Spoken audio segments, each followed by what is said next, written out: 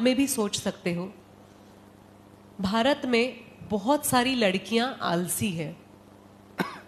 उनको एक ऐसा बॉयफ्रेंड चाहिए या ऐसा पति चाहिए जिसके पास अच्छी नौकरी हो, जिसके पास घर हो, जिसको अश्योरेंस हो कि उसको इंक्रीमेंट्स मिलने वाले हैं।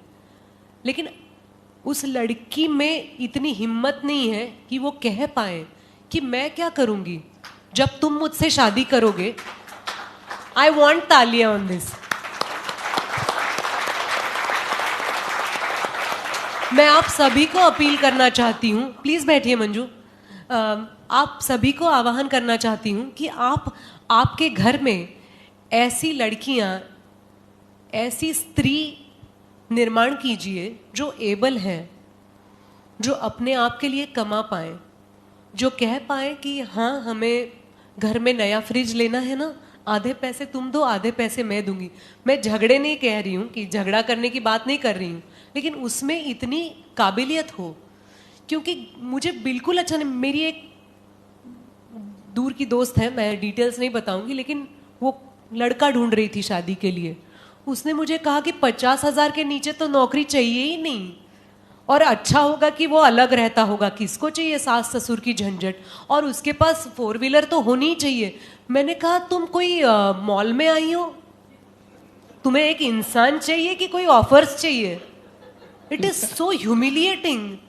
और मुझे ऐसा लगता है कि 18 साल के जब हो जाते हैं लड़के, तो उन पे प्रेशर रहता है, मर्द बॉयज, तो उन पे प्रेशर रहता है कि अब पढ़ाई खत्म होने को है बॉस, बस हो गया, मस्ती मजाक कमा लो, फैमिली को सपोर्ट करो।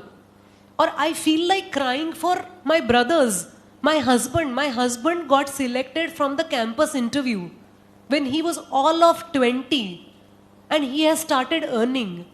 Why? जबकि लड़कियां 25 साल 27 साल की हो जाए तब तक सोचती रहती है और बॉयफ्रेंड पे प्रेशर डालती रहती है कि सॉरी इंडिया में नहीं चाहिए हनीमून, हनीमून तो होगा तो फॉरेन में होगा। और अब तो पूछो ही मत, डेस्टिनेशन वेडिंग्स हैं, प्री वेडिंग शूट्स हैं, रील्स हैं, उसका सारा खर्चा वो बॉयफ्रेंड या होने वाला हस्बैंड ही उठाएगा। क्यों? अगर आपको ये सब ऐशो आराम की जिंदगी चाहिए तो आप क्या कमाओगी? आपको भी खुद को आप पढ़ो, आप नौकरी ढूंढो, आप जाओ 4 ऑफिसेस में, पूछो कि क्या मुझे काम मिल सकता है। ये नहीं होता। और लड़कियां ये बोलती है कि तुमने मेरी तरफ ऐसे क्यों देखा। ये थोड़े ना हक होता है। आपको अप्रिसिएशन भी नहीं चाहिए। आपको किसी ने आपको अच्छा बोला तो आप एचआर को रिपोर्ट करोगे, पता है उन्होंने कहा कि ऐसे कपड़े क्यों पहने। अरे बात तो सुन लो, इतनी क्यों एज पे रहती हो? मैं परसेंटेज की बात नहीं कर रही हूं, not all the women are like that, but this aggression, this demanding nature is growing quite a lot, wherein I feel that we have to just look at the situation with a certain amount of humbleness and equality, that you also owe something to the family. bills भरना सिर्फ आपके husband का काम नहीं है। आप बोलो ना कभी कि तुम छोड़ो यार, अगले 6 महीने तुम्हें छुट्टी है, देखो क्या स्माइल मिलती है। और मुझे I feel really proud to say that I really care for all the men in my life, be it anyone. I care for them because the amount of trust we exchange, मुझे लगता है कि सिर्फ खाना, मुझे तो बहुत अच्छा लगता है खाना बनाना।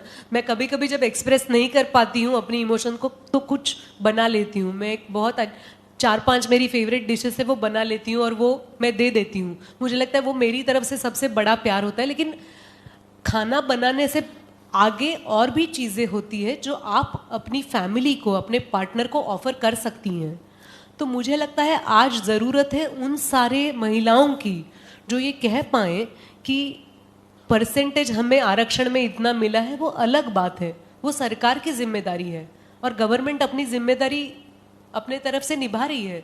कुछ जिम्मेदारियां हमारी भी होती है and we definitely need to understand those responsibilities and bear them.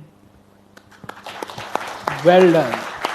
So the last question ma'am, एक मंत्रा जो हम सब के लिए बहुत अच्छा हो जाए, आपकी लाइफ का कौन सा मंत्र है जो आपको हर जगह पे पॉजिटिव रखता है?